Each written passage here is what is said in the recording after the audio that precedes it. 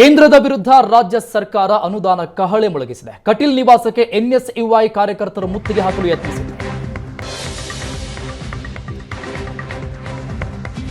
ಮಂಗಳೂರಿನ ಸಂಸದ ಕಟೀಲ್ ನಿವಾಸದ ಮುಂದೆ ಹೈಡ್ರಾಮಾ ನಡೆದಿದೆ.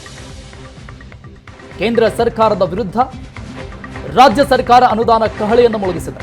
ಸಂಸದ ನಳಿನ್ ಕುಮಾರ್ ಕಟೀಲ್ ನಿವಾಸಕ್ಕೆ ಮುತ್ತಿಗೆ ಹಾಕೋದಕ್ಕೆ ಯತ್ನವನ್ನು ಮಾಡಿದರು ಎನ್ಎಸ್ಯುಐ ಕಾರ್ಯಕರ್ತರು.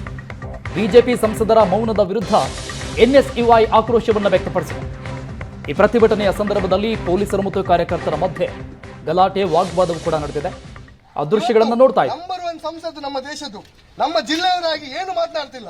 ನಮ್ಮ ಜಿಲ್ಲೆ ಅಭಿವೃದ್ಧಿ ಕುಂಠಿತವಾಗಿದೆ. ಜಿಲ್ಲೆಗೆ ಅಷ್ಟು ಸಾವಿರ ಕೋಟಿ ತಂದ್ರೆ ಇಷ್ಟು ಸಾವಿರ ಕೋಟಿ ಸುಳ್ಳು ಹೇಳ್ತಾ ಇದ್ದಾರೆ. ಏನನ್ನೂ ಮಾಡಿಲ್ಲ.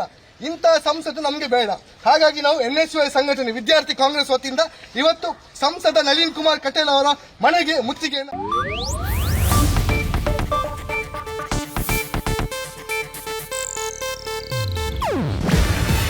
ಇದು ಏಷ್ಯಾನೆಟ್ ನ್ಯೂಸ್ ನೆಟ್ವರ್ಕ್ ಪ್ರಸ್ತುತಿ. ನೀವು ನೋಡ್ತಿದ್ದೀರಾ ಏಷ್ಯಾನೆಟ್ ಸುವರ್ಣ ನ್ಯೂಸ್.